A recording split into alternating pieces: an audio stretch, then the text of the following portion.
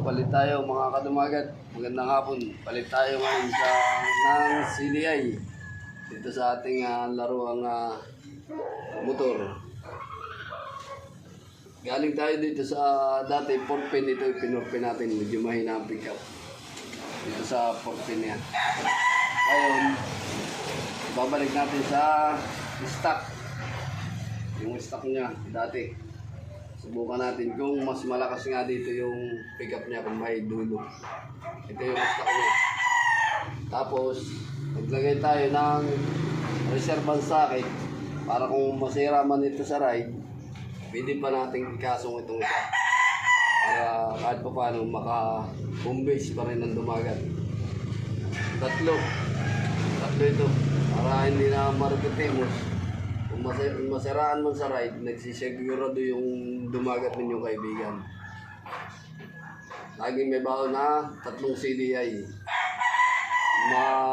Magka-problema man ito, magka-aberya, sasaksak natin ito. Pag napundi pa rin, dahil pag minsan talaga lubluban, masama ang daan. Pag napundi pa rin ito, may sasaksakan pa rin tayo isang CDI pa.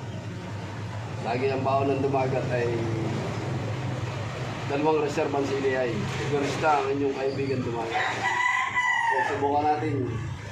Ikinunig na natin itong stock na yung CDI. Subukan natin i-start kung maganda ang pick-up niya. Pag maganda ang pick-up, mga kadumagat, ito ang gagamitin natin sa Sabado sa ride. Yan, open natin.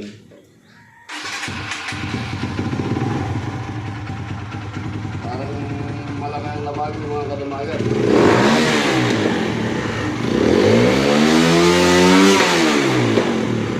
Malakas mga kadumagat.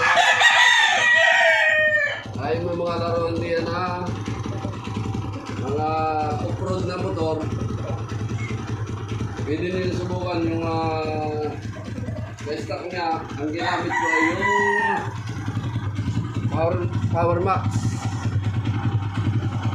Binili natin sa Caloocan, 2,000 hectare, 2,008. Power Max. Kailangan bibili din kayo ng socket. Kailangan bibili din kayo dun sa Cycle Mart ng socket. Pero mas malakas. Subukan natin ito pag in-ride kung hindi kakalas. Parang may dulo siya pag yung pinipick up may dulo na, hindi katulad ng 14.